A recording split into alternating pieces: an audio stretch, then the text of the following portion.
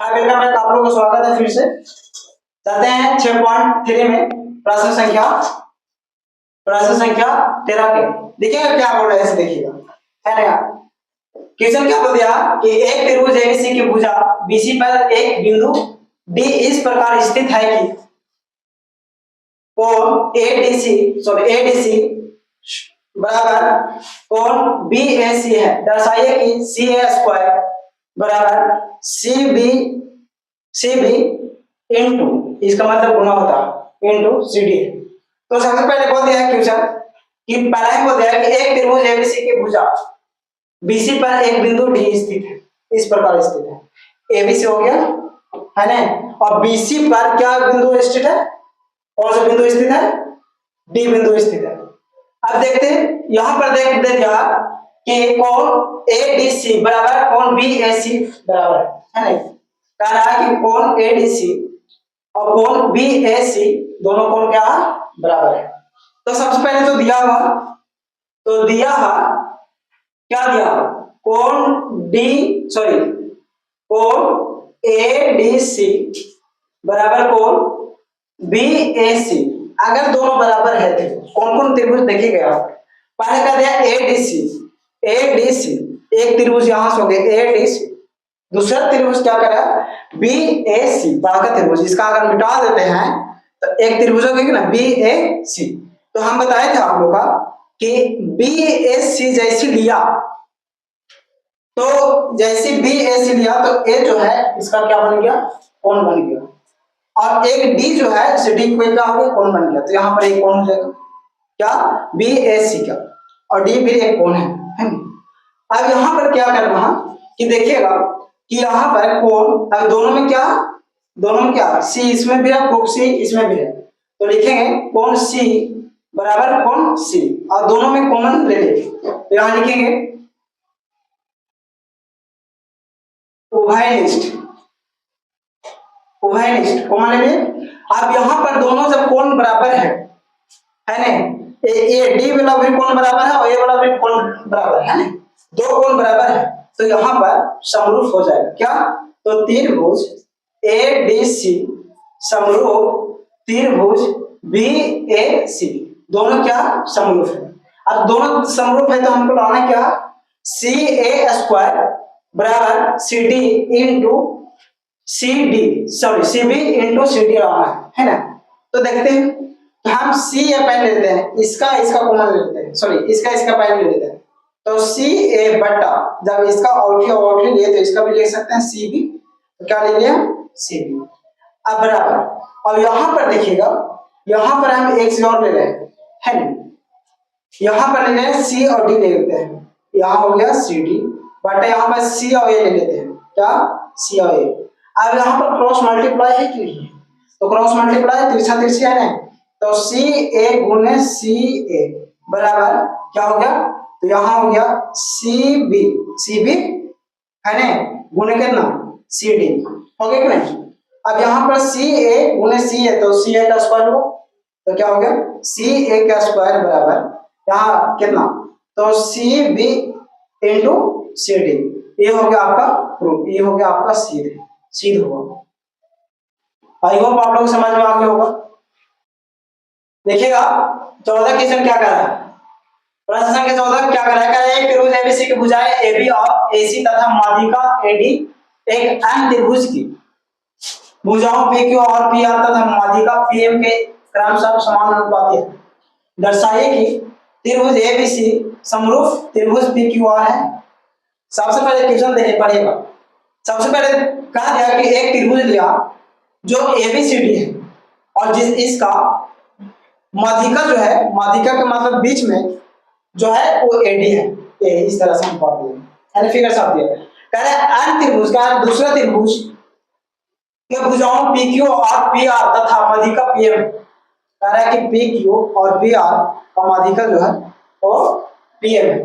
तो कह रहा है कि क्रमशः समान अनुपात है, सब त्रिभुज के जो भुजाएं है वो समान अनुपात है ना, समान अनुपात में सबका इक्वल। तो कह रहा कि दर्शाइए कि ए बी सी समरूप है पी क्यू आर का, तो दर्शाइए। तो सबसे पहले देखेंगे त्रिभुज दिया हुआ, तो लिखेंगे दिया दिया त्रिभुज ए बी सी और त्रिभुज पी क्यू आर में क्या दिया है हमको? त्रिभुज एबीसी में और पी क्यू आर में दिया क्या दिया? सबसे पहले दे दिया क्या दे दिया? ए बी दे दिया, उसके बाद क्या दे दिया? एसी दे दिया है नहीं, फिर उसके बाद क्या दे दिया? एडी दे दिया, फिर पहला त्रिभुज के दे दिया है ना, ए बी एसी और एडी पहले त्रिभुज के दे दिया और इसका समान अनुपातिक मात्रा अनुपात में लिखेंगे। तो देखो सबसे पहले इसका दे दिया पी क्यू है ना, फिर इसका दे दिया क्या? पी आर, फिर इसका क्या दे दिया? पी ए दे दिया। जब ये सब इक्वल है तो सबसे पहले यहां कहा गया ए बी है ना, ए बी बटा पी क्यू, यानी कि कह रहा है कि ए बी बटा पी क्यू इसका अनुपात। दूसरा ए सी बटा पी आर, कह रहा है कि ए सी बटा पी आर ये वाला दे दिया, ठीक है। और इसका जो माध्यिका वो क्या? ए डी बटा पी ए, ए डी बटा पी ए, सबका समान अनुपात दे देते। अब इसका में हम ऐसे लिख सकते हैं कि ना, इसका इसी प्रकार, इस प्रकार या इसी प्रकार हम लिख सकते हैं। इसी प्रकार क्या लिख सकते हैं, ध्यान से देखिए। सबसे पहले ए बी बटा, पहले हम लिख सकते हैं त्रिभुज दो दिए, पहला ए बी बटा पी क्यू, तो यहाँ पी क्यू हो गया, समझिए पी क्यू बराबर। अब यहाँ पर त्रिभुज दो त्रिभुज पता रहा है, दो दो त्रिभुज पता दे रहा है, त्रिभुज ए बी डी और त्रिभुज ए डी सी, इसका भी पी क्यू एम और पी एम आर। अब यहाँ पर ए बी बटा पी क्यू, यहाँ ए बी बटा पी क्यू वाला ले और एक त्रिभुज वाला ले लेते हैं, तो ए डी, तो क्या हो गया? ए डी बटा पी एम, क्या हो गया? P M. कैसे? एक त्रिभुज ए वाला त्रिभुज ले, ये वाला त्रिभुज, तो ए बी बटा ए डी हो गया। तो ए बी बटा, देखिए यहाँ से दो त्रिभुज है, यहाँ से अगर मिटा देते हैं, यहाँ से मिटा के देखिए, और इसका यहाँ से मिटा के देखिए, देखिए दो त्रिभुज है ना, तो ए बी बटा क्या लिया समानानुपात में? पी क्यू ले लिया। और दूसरा क्या है? ए डी, तो ए डी बटा पी ए, ठीक हो गया। अब इसका थोड़ा मिटाओ, इसका पी पावर देगा, यहां तक तो समझ में आया। दूसरा चीज हम ले सकते हैं क्या, देखिए आप त्रिभुज यहां ले लेते हैं, अब इसका मिटा दो, मिटा दे, तो इसका लिख सकते हैं कि ना, एसी बटा पी आर, इधर वाला तो एसी बटा पी आर बराबर, फिर तो है एडी, तो एडी बटा क्या? पी ए, तो इसका लिख सकते हैं एडी बटा पी ए। यहां तक तो समझ में आया। जब हमको सब भुजा आपस में समान अनुपाती है, तो ये वाला भुजा तो हो सकता है कि ना समान अनुपाती, ये भुजा हो सकते हैं कि नहीं, तो हम ऐसे लिख सकते हैं कि नहीं, BC बटा, देखो BC बटा क्या? QR हो गया बराबर। अब इसका पर ए भी समान अनुपात है, जब भुजा से बराबर तो ए भी समान अनुपात है, एडी बटा क्या? P A. यहां तक समझ में आया। जब इतना हमको दिया हुआ है सबका समान अनुपात, तो सब संगत भुजा, तो लिखेंगे त्रिभुज ए बी सी और त्रिभुज पी क्यू आर, क्या लिखेंगे? संगत समान अनुपाती है, इसीलिए त्रिभुज ए बी सी समरूप है त्रिभुज पी क्यू आर की। क्या चीज होगा? तो सब एंगल्स होगा, तो एंगल क्या बोलते हैं? साइड एंगल, सब साइड, यानी कि भुजा से होगा, एंगल से नहीं होगा, भुजा से होगा, और भुजा का क्या बोलते हैं? साइड, तो साइड हमको साइड हो गया। लिखिएगा प्रश्न संख्या 15 क्या कहा है? कार्य की लंबाई 6 मीटर वाले ऊर्ध्वाधर स्तंभ की भूमि पर एक छाया की लंबाई 4 मीटर। कार्य की जब उसी समय एक मीनार की छाया की लंबाई 28 मीटर है, मीनार की ऊंचाई ज्ञात कीजिए। सबसे पहले कह दिया कि लंबाई, 6 सेंटीमीटर वाले एक पूर्वार्धर मतलब टावर, इसका बोलते हैं टावर, 6 मीटर है। इसका जो छाया पड़ता है वो कितना मीटर के, 4 मीटर। मतलब कि सूर्य के प्रकाश की रोशनी इस जगह पर पड़ रहा होगा तो इसका कितना, इसका बन गया है यहाँ से यहाँ तक 4 मीटर। जैसे हम यहाँ खड़ा है ना, ऊपर से रोशनी मारेगा तो नीचे पड़ता है निशान, तो कितना मीटर क्या है, 4 मीटर का, जो कि 6 मीटर की लंबा।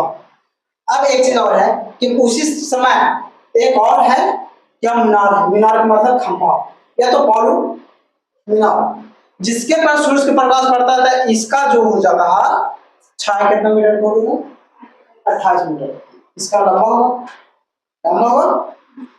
आप क्या कर रहा है कि तो मीनार की ऊंचाई ज्ञात करें, कह रहा है कि मीनार की ऊंचाई। अच्छा, कोई चीज भी टावर से रहा था 90 डिग्री को कोण कराता है कि रखना, जैसे हम एक बॉल खड़ा किए तो 90 डिग्री को, जब भी अब देखिएगा इसका भी टावर कितना डिग्री पर है, 90 डिग्री पर खड़ा होगा। और इसका भी मीनार यानी कुछ पॉल होगा उससे 90 डिग्री पर खड़ा होगा, क्योंकि बॉल बड़ा होता है तो 90 डिग्री का होता है। अब इसका जो छाया पड़ रहा है एक कितना मीटर के बन गए, 28 मीटर के। ये 28 मीटर के, कितना मीटर के बन गए, 4 मीटर।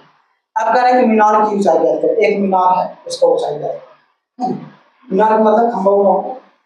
अब यहाँ पर देखने वाला बात क्या कि त्रिभुज, दो त्रिभुज दिया, त्रिभुज ए बी सी और त्रिभुज पी क्यू आर।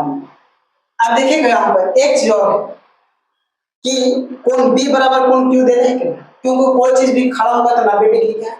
तो जो टावर है ये भी 90 डिग्री का है, और मीनार भी जो है वो भी 90 डिग्री का है, क्योंकि खड़ा कोई बॉल करता था 90 डिग्री का। तो एक कोण बराबर होगा नहीं। तो यहाँ पर लिखेंगे कोण बी बराबर क्या हो जाएगा, कोण क्यू। अब एक चीज है कि दो सूर्य के प्रकाश जब पड़ा यहाँ पर तो दोनों का एक ही बार क्या हुआ, छाया पड़ा। एक ही बार क्या पड़ा, छाया। तो जब यहाँ से सूर्य का प्रकाश पड़ा तो इसका भी यहाँ आया, और यहाँ से सूर्य का प्रकाश पड़ा यहाँ इस जगह पे, तो इसका भी छाया कहाँ हो गया, यहाँ। ये छाया मतलब परछाई, परछाई यहाँ पर और यहाँ पर है। तो इसका छाया यहाँ पड़ गया और इसका छाया यहाँ पर, और एक ही टाइम पर पड़ा। जब एक ही टाइम पर पड़ा इसका मतलब कि दोनों का कोण बराबर हो गया था एक टाइम पर। तो इसका मतलब कि कोण सी बराबर हो गया कोण कितना, हाँ हो गया। अब जब दोनों बराबर है तो समान अनुपात या अनुपात लिख सकते हैं क्या, तो लिख सकते हैं ए बी है नहीं, सॉरी यहाँ लिखेंगे ए बी बटा क्या लिखेंगे, पी क्यू बराबर। अब यहाँ लिखेंगे बी सी है ना, तो लिखेंगे बी सी बटा कितना, क्यू आर। अब यहाँ पर ए बी का मान दिया हुआ 6 और पी क्यू का मान नहीं दिया हुआ, इसका नहीं, इसका ज्ञात करना है ना, तो इसका मान नहीं दिया हुआ पी क्यू है ना, बराबर। बीसी का मान दिया हुआ कितना दिया हुआ, बीसी का मान हमको 4 सेंटीमीटर दिया हुआ है ना, और क्यू आर का मान 28। यहाँ तक तो समझ में, यहाँ का टाइम सच्चा 28 यानी कि 6 बटा पी क्यू बराबर 1/7।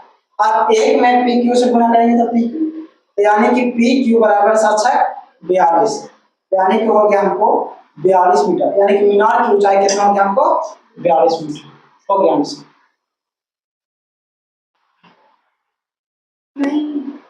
देखिएगा प्रश्न संख्या 16 क्या कर रहा है कि ए बी और बी ए त्रिभुज ए बी सी और पी क्यू का क्रमशः माध्यिकाएं हैं, जबकि त्रिभुज ए बी सी समरूप त्रिभुज पी क्यू और सिद्ध कीजिए कि ए बी बटा पी क्यू और ए डी बटा ए। सबसे पहले देखिए ए बी सी का बी सी का माध्यिका कितना दे दिया, और पी क्यू आर का माध्यिका कितना दे दिया, ए। और सिद्ध क्या करना है कि एबीसी त्रिभुज एबीसी समरूप है पी क्यू आर। जब दोनों का हमको समरूप दे दिया है तो हमको सिद्ध क्या करना है, ए बी बटा पी क्यू और ए डी बटा ए। तो सबसे पहले देखते हैं, तो लिखते हैं त्रिभुज ए बी सी और त्रिभुज P Q R, A B C और पी क्यू आर। अब यहाँ पर दिखना क्या कि हमको दे दिया अनुपात ए बी है ना, तो ए बी बटा ए बटा क्या लिखेंगे पी क्यू, पी क्यू है ना, ए बटा पी क्यू हो गया। अब यहाँ पर लिखते हैं एडी, क्या एडी, या तो ऐसे लिखिए ना, ऐसे लिखिए बीसी, बीसी बटा यहाँ से यहाँ पूरा ले लीजिए। अभी ए बी सी, अभी क्या ए बी सी और पी क्यू आर में चल रहे हैं, ए बी सी और पी क्यू आर दोनों, अभी इसका नहीं चल रहा है, अभी इसका भी हटा दे रहे हैं, अभी इसका हटा दे रहे हैं, हट गया, इसका हट गया, आप चलते हैं तो ए बी बटा सॉरी ए बी, तो ए बी बटा पी क्यू है ना, और बी सी बटा क्या हो जाएगा क्यू आर हो गया। अब यहाँ पर ए सी ये बोला चलते हैं, तो ए सी बटा कितना हो जाएगा, ए सी बटा क्या पी आर, पी आर क्या तक हो गया। अब यहाँ तक हो गया तो इसको हम ऐसे लिख सकते हैं, थोड़ा लाइन पढ़ देते हैं, तो त्रिभुज का हम लाइन पढ़ दिए बीच में मध्य कर देते हैं, इसका भी मध्य का एक, चलिए तीसरा हो गया, सीधा कर देते हैं इसको। आप देखिए कि यहाँ पर ए बी बटा पी क्यू बराबर, अब देखिए एक बटा टू बी सी लिख सकते हैं, क्यों, क्योंकि बी सी तो पूरा, तो इसका आधा कितना आ जाएगा बी डी आ जाएगा। अब यहाँ पर एक बटा टू कितना लिख सकते हैं क्यू आर, यहाँ से यहाँ तक इसका आधा लिख दें कितना, तो एक बटा टू हो गया। अब एक बटा टू करेंगे तो हमको बी सी बटा क्यू आर मिलेगा, है ना, बराबर कितना ए सी बटा पी आर, यहाँ तक तो समझ में आया। अब जब यहाँ तक हो गया तो देखिएगा ए बी बटा पी क्यू बराबर, अब देखो बी सी में आधा बी सी ना लिख के हम बी डी लिख सकते हैं कि नहीं, तो लिखेंगे बी डी बटे यहाँ क्या आधा लिखेंगे तो क्या हो जाएगा क्यू ए बराबर क्या ए सी बटे कितना पी आर, इस समीकरण में कितना हो गया एक, है ना। अब चलते यहाँ पर दे दिया है क्या, कि यहाँ पर दे दिया है क्या कि ए बी डी, अब देखिएगा ए बी बी डी और ए सी, यहाँ पर देखिए ए बी, तो ए बी बना दे दिया, बी डी बना दे दिया, तो बी डी के बी डी दे दिया है ना। और यहाँ पर क्या पी क्यू और क्यू ए, क्यू यानी कि ए बड़ा और ए दोनों बराबर है ना, और ए वाला दोनों इस साइड के हमको बराबर है, ये तो दे दो। अब यहाँ पर ये समीकरण में यहाँ पर कोण जब ए दोनों बराबर है तो एक कोण और एक कोण दोनों बराबर है, तो कोण बी बराबर कोण क्या हो जाएगा क्यू, तो कोण बी बराबर कितना हो गया बराबर कोण क्यू कितना हो गया कोण क्यू, ये समीकरण में हो गया है। यहाँ तक तो समझ में आया। अब यहाँ पर हमको त्रिभुज दो, जब ए दोनों ए एंगल और ए एंगल, दो एंगल हमको जब हमको दिया हुआ रहेगा, दो एंगल और दो साइड यानी कि दो भुजा हमको बराबर दिया रहा है, तो एंगल भी बराबर होगा और साइड भी बराबर होगा। अब देखिएगा, अब देखिए चलते हैं क्या ए बी और डी में और पी क्यू एम, अब ये ए वाला एंगल बराबर है, ए एंगल बराबर है। अब चलते हैं त्रिभुज ए बी डी और क्या चीज में चलते हैं पी क्यू एम, इतना तक हो गया। अब यहाँ पर एंगल हमको बराबर कैसे, देखो ए बी बटा हम लिख सकते हैं, ए बी बटा क्या पी क्यू, तो पी क्यू बराबर यहाँ पर लिख सकते हैं कि बी डी, ये वाला एंगल बराबर है, ये एंगल बराबर है ना, तो लिख सकते हैं बी डी बटा कितना क्यू ए, ये हो गया। तो यहाँ पर लिखेंगे कोण क्या लिखेंगे, कोण बी बराबर कोण क्या, कोण बी बराबर कोण क्या कोण क्यू, ये दोनों बराबर है, लिखेंगे समीकरण 1 द्वारा, समीकरण 1 द्वारा, यहाँ तक तो हो गया। अब यहाँ पर हमको दोनों समरूप है, जब ए दोनों बराबर है तो हमको समरूप हुआ, एक एंगल से और दो साइड से, हमको एक एंगल हो गया यानी कि एक कोण हो गया और दो कोण हमको साइड मिल गया बराबर, तो हमको समरूप है, हम पहले के नियम बता चुके हैं। यहाँ पर लिख सकते हैं कि त्रिभुज ए बी डी समरूप है क्या चीज का, त्रिभुज पी क्यू एम का, ए बी डी है ना, त्रिभुज ए बी डी और त्रिभुज पी क्यू एम दोनों क्या होंगे हमको समरूप है ना। अब जब दोनों समरूप है तो हमको क्या लेना है ए बी बटा पी क्यू, तो ए बी ले लीजिए, तो ए बी, जब इधर के दो ले लिए तो इधर भी लेंगे दो ले लिए, तो पी क्यू बराबर अब क्या ए डी, तो यहां से लीजिए ए और डी यहां से, तो ए डी बट यहां से लीजिए पी एम, ये वाला भी ले लिए पी एम। अब इतना ही तो लाना था हमको, सीध हो गया, सीध हुआ। अब सीध हुआ था क्या चीज से हुआ, साइड एंगल साइड से, है नहीं, चल हो गया।